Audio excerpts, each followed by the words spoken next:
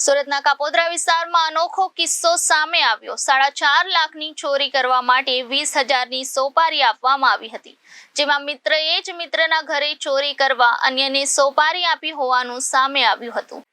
સુરતના કાપોદ્રા વિસ્તારમાં 4.5 લાખની ચોરી કરવા માટે 20,000ની સોપારી આપવામાં આવી હતી, જેમાં મિત્રએ જ મિત્રના ઘરે ચોરી કરવા અન્યને સોપારી આપી હોવાનું સામે આવ્યું હતું। ચોરીની ફરિયાદ નોંધાવવા દગાબાજ મિત્ર પણ પોલીસ મથકમાં સાથે આવ્યો હતો। બનાવ અંગે કાપોદ્રા પોલીસે સીસીટીવી ફૂટેજ તપાસતા મામલો સામે આવ્યો હતો।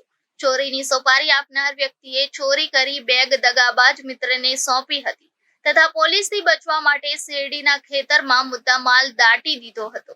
સમગ્ર મામલે સીસીટીવીમાં દગાબાજ મિત્ર બેગ સાથે દેખાઈ જતા ભાંડો ફૂટ્યો હતો। ત્યારબાદ પોલીસે તમામ મુદ્દામાલ રિકવર કરી 2 ઇસમની ધરપકડ કરી આગળની કાર્યવાહી હાથ ધરી હતી।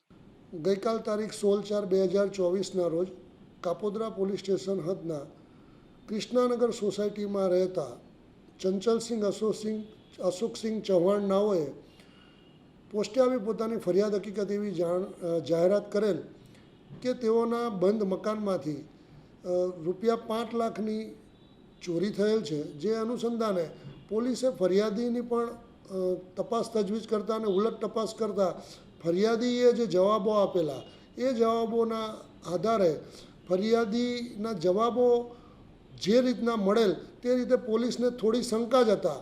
ફરિયાદીએ જે જવાબો આપેલા તે વ્યક્તિઓની પણ પોસ્ટે બોલાવી અને પૂછપરછ કરતાં ફરિયાદી થોડી કોઈ ખોટી હકીકત જણાવતો હોય તેવું જણાયેલ।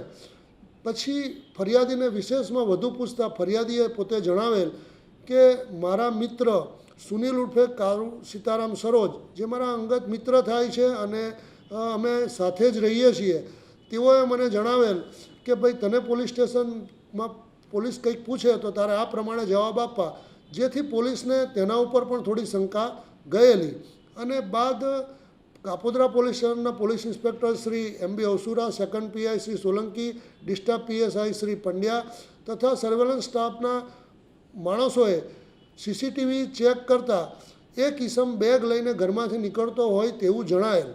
જેથી ફરિયાદીએ જે પોતાના મિત્રની હકીકત જણાવેલી એ મિત્ર સુનિલ ઉર્ફે કાળુ સીતારામ સરોજ નાઓને કાપોદ્રા પોલીસ સ્ટેશન લાવી ઘનિષ્ઠ પૂછપરછ કરતાં આરોપીએ પોતે હકીકત એવી જણાવેલ કે મારા ધ્યાનમાં હતું કે મારા મિત્ર પાસે ₹2 લાખ પડેલ છે અને બીજા પૈસા એને એના ઘરે જે પ્રસંગ હોય ફરિયાદીના ઘરે એના માટે એને ભેગા કરેલા છે, જેથી મેં પોતે જ આ ચોરીનું એક ગુનાહિત કાવતરું રચેલ અને આ કામે અન્ય એક વ્યક્તિ મનોજ નાથુભાઈ બાબુરાવ કાપુરે, જેને મેં એવું કહેલ કે હું તને રૂમની ચાવી આપીશ અને રૂમની ચાવી તું લઈ અને મકાનમાં જે રાખેલી બેગ છે એ બેગ લઈ અને તું બેગ મને જ્યાં હું 1 કિલોમીટર દૂર ઊભો હોય ત્યાં મને આપી દેવી।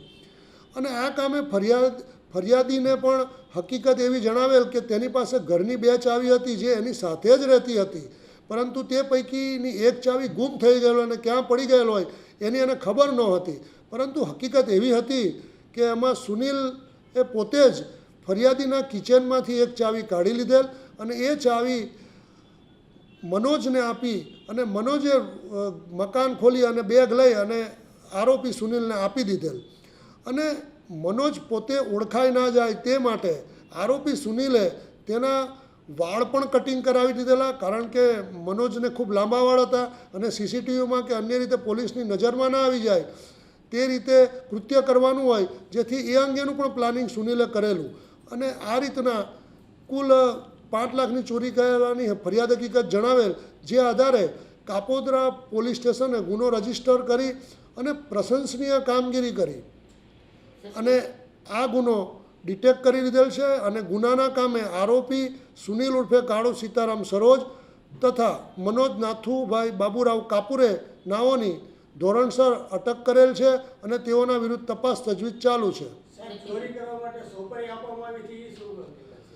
ચોરી કરવા માટે સોપારી ઇન ધ સેન્સ મેં આપને અગાઉ જણાવ્યું એમ મનોજ નાથુભાઈ બાબુરાવ કાપુરેને આરોપી સુનિલ એવું જણાવેલ કે તું આ મારું કામ કરી દેશે તો હું તને 20,000 રોકડા આપીશ અને એ અંગેના 20,000 રૂપિયા મનોજને પણ મળી ગયેલ છે.